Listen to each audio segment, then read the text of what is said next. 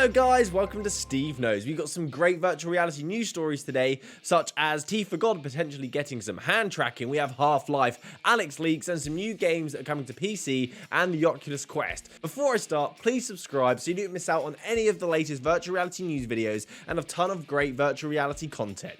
And you'll be bringing me one step closer to the dream of making this a reality. And don't miss a video coming soon where I face off against Materia 311, where we play Super Hot, where every time we die in game, we have to take a drop of the bomb hot sauce from the great hit channel First We Feast Hot Ones. It's going to blow our heads off. Thank you. So let's just get started on these news videos and fill you in. So let's start off with some games that's coming to the Oculus Quest. There's just been a release for PC VR and PlayStation VR for the game Edge of Light, and this is coming to the Oculus Quest and Nintendo Switch later on this year, coming from White Elk.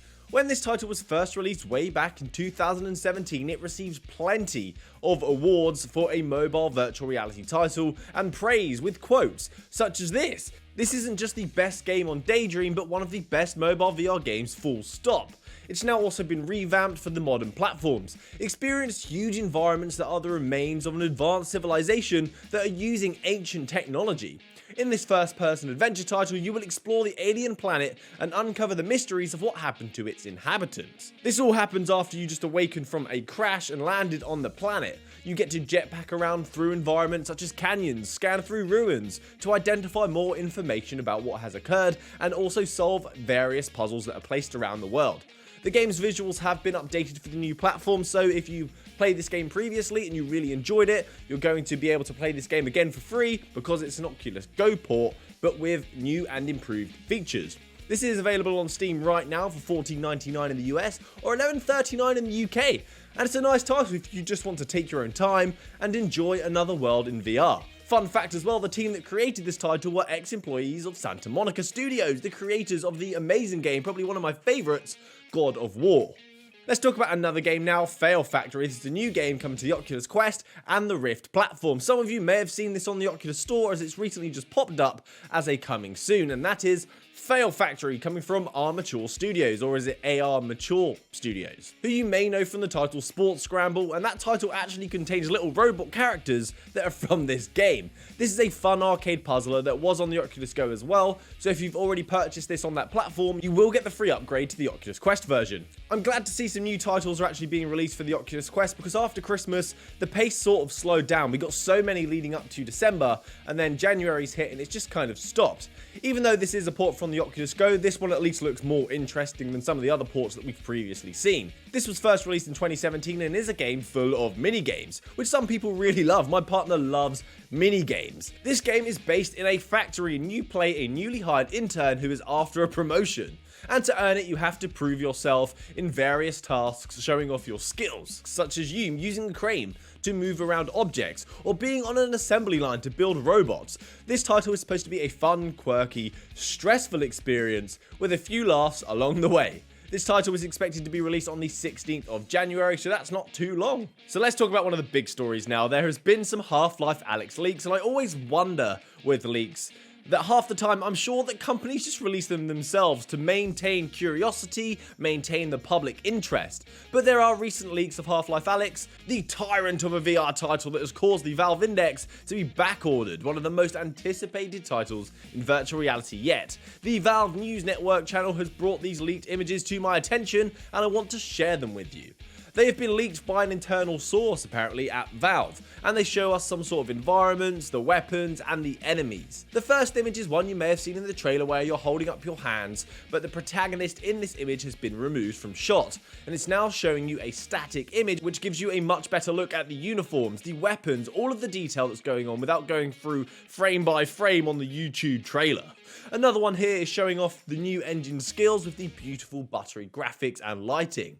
This one is a Combine soldier up close. There's more detail here on the uniform that you can see, such as the badges, and these symbols upon these badges are placed around the city as graffiti or they're on signs, and this enemy's uniform is different to the ones that we've previously seen, highlighting that there could be a class system with our enemies. There's also the red glow of the weapon's energy source and the toilet in the background if you need to go, because they are human after all. The next image is a sign found in the city to show the government or the private sector is trying to tackle the aliens that have been terrorizing the city, with an image of a soldier blasting away some tentacles. The next image is not so nice. It's a gentleman that's been torn open, guts falling out, he has no eyes or lips, and I don't think he had a good last few minutes of his life. And also, what's that pot doing? This shot shows the brutality of being the host of an alien parasite, those damn dreaded head crabs. Here's some more beautiful environments highlighting the level of detail this game should hopefully provide. It's becoming more apparent that the Valve Index is going to be the only way to play this title. I'm not surprised this system's been flying off shelves. It's going to look incredible. This is another image that shows an error message, and I'm not sure if this is part of the game or if this is the source engine complaining about something. It seems strange to have 3D floating letters, so I'm going to say it's the engine. And another couple of environments here of you looking through glass that has some grid wire on it to make it more resilient. There's a bed on the floor, some damp conditions that raises more questions than answers. This image is a canal, there's no water in it, it's just covered in rubbish that people have just dumped. This image is more grainy and blurry than the previous images that we've seen, but perhaps there is foggy weather. So for those of you that are just itching to hear more about this game and you can't wait for it to come out, hopefully this gives you something to get excited about and tie you over until March when it is expected to be released. Please let me know your thoughts on all of these images down below. I'm curious to hear what you have to say. The next one is to do with side quest. An achievement has occurred. We have 50,000 downloads on a side quest app. Well done to Crisis Vrigade for being the first title to reach 50,000 downloads on side quest. And it is an amazing game. Very well made, full of great content. This is a title that's available on PlayStation VR and PC VR for a small price, but the developers let Quest owners have the title for free if you know how to sideload it. It was previously available on the Crisis Vrigade website before making its way over to the side quest application, and since then it's reached 50,000 downloads. If you still haven't played this, I do recommend it. It's a fully fleshed out title, it looks great, plays great, it's fantastic. Now let's talk about TeaforGod's update and the potential for hand tracking. TeaforGod, the title you may already know about, and if you don't, it's a game that's free to sideload onto your headset, and it kind of blew the VR community away because it makes use of your play space and it maps out the environment in the room that you're playing in to allow you to walk around indefinitely. But an issue we had with it is that if you have a small play space, you tend to just walk around in a circle, which is no good. It definitely is better if you have room scale space available. So this title just had an update to fix some issues it had over the holiday season to do with memory. It was trying to allocate some things to memory, but there wasn't any free, so it would crash.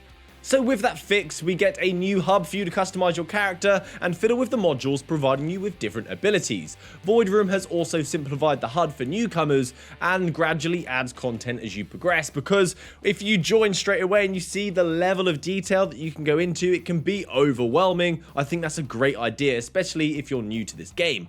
Also in the persistence update, we've had elements of progression by collecting points to purchase gear and improve yourself. I put a screenshot of all the points mentioned, as it's a lot to go over in this video, but if it's something you're interested in, there's a link down below for you to check out so you can get all of it. But I'm going to put it simply. The overall idea of persistence is simple. Gather resources by doing runs, and with these resources unlock things that allow you to get more weapons, devices, and better stats. Oh, and in the documentation of this update, there's a nice little snippet about what they want to achieve next, and it talks about hand tracking for the Oculus Quest. It says this: I still have no idea how to add specific gestures that I plan for, stuff that is coming out after weapon crafting. I'll have to figure that one out eventually. I love the fact that many times when I write about an issue, I'm coming with an idea on how to deal with it I think that might work. Hand tracking in this game would be really interesting as well, because you could just use your hands and look at your wrist and interact with the modules that you actually have on your arm.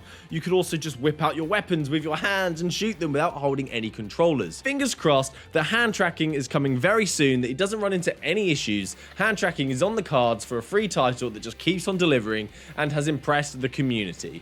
Even if it looks simple, it plays amazing, and the concepts that it applies is like something we've not really seen in many other VR titles. So fingers crossed, TeaforGod. And this nice little update is perfect if you're excited for The Walking Dead Saints and Sinners from Skydance Interactive.